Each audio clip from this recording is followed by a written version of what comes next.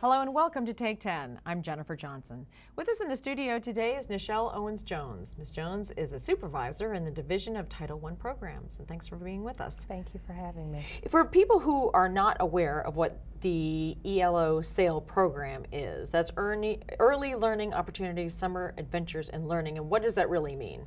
So our ELO program is for Extended Learning Opportunities, Summer Adventures and Learning, and it is a program for our Title I schools. Students enrolled in the school can enroll in the ELO-SAIL program during the summer. It's a 19-day program. It includes breakfast and lunch.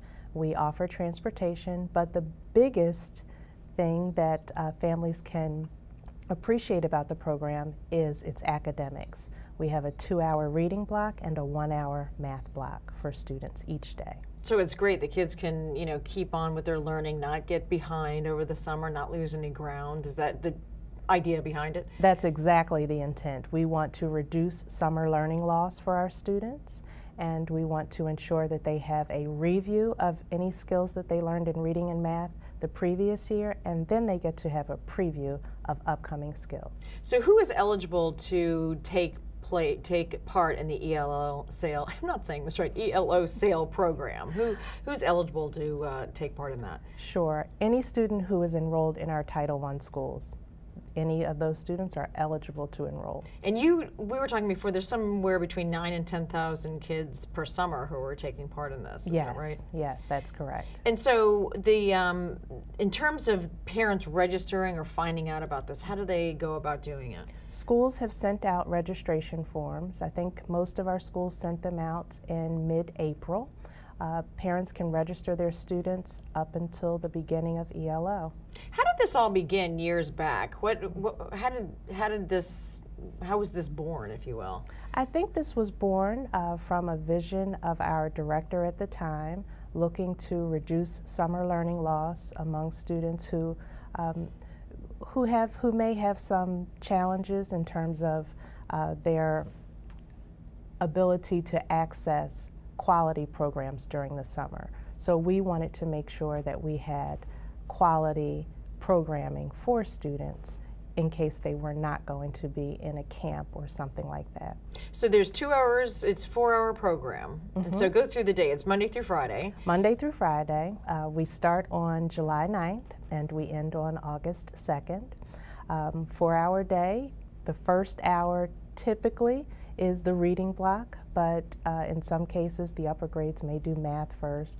But essentially a 2-hour reading block and a 1-hour math block. Students start their day with breakfast and they end their day with lunch. Why is it so important for kids who are eligible to actually take part and participate in this program? Again, it goes back to the summer learning loss, eliminating that summer learning loss. What we have found in terms of research is that if students don't participate in a summer program, then they lose some of their skills. And that means in August and September when they start school, then they're a little bit behind. And we don't want our students to be behind. We want them to have all the tools necessary. How do you go about getting the kids there? And is it sort of a typical half day, if you will? A half school day? Yes, it's a typical half school day. Transportation is provided, so we have bus transportation? Bus transportation is provided for our students. When you started this years ago, and obviously you didn't have 9,000 to 10,000 kids, it was a smaller program. Why has it grown to be so big? Well, we have more Title I schools. That's the bottom line. Years ago we had maybe 18 or so Title I schools, but now we're up to 27 for this year. 27 Title I schools. Is that just an indication of the economy struggling? Yes.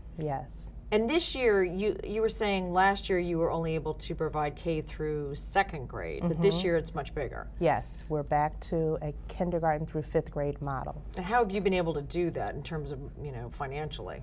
Well, we have just budgeted appropriately, and we've been able to reinstate our 3rd, 4th, and 5th grade classes. How do you make it so it's not, you know, typically summer school for kids? Like, oh, I don't want to go to summer school, Mom.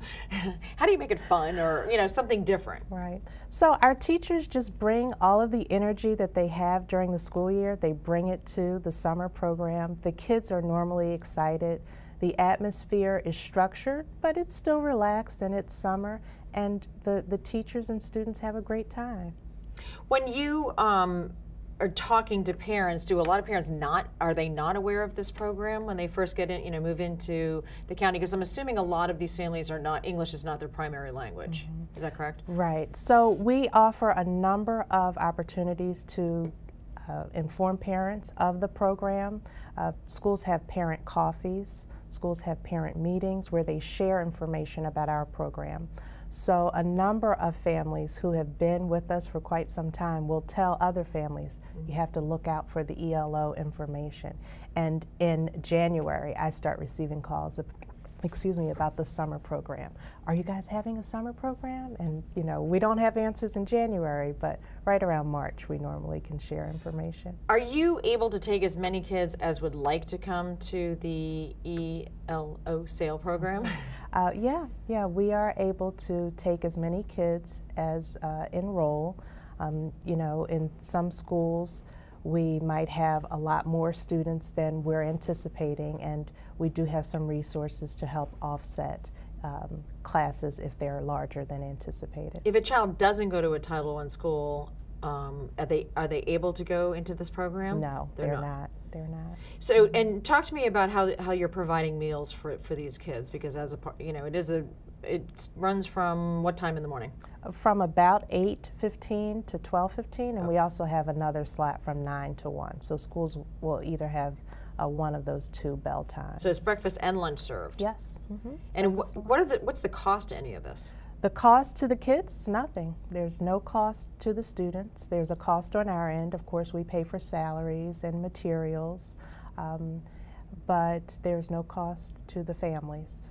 It's like the best camp in town. It is. What do parents, if they haven't registered, how long do they have to register their kids? They have until the beginning of the program, and they can just go to the local school and ask about ELO-SAIL. Is there anything online that parents can take a look at? Yes, they can visit our Title I website. If they go to the MCPS homepage and search for Title I, they'll find information about ELO-SAIL. And does it have information about the curriculum as well as registration, all the nuts and bolts? No information about the curriculum, just saying that we review and preview math and reading information, but they can talk to the teachers to find out information about the curriculum. Are the teachers also the teachers that come from that home school, if you will? Typically, but we do have some visiting teachers who go to our Title I schools to provide instruction during our program. So if parents are interested, go on the website or go to their school now. Yes. Get information from the school.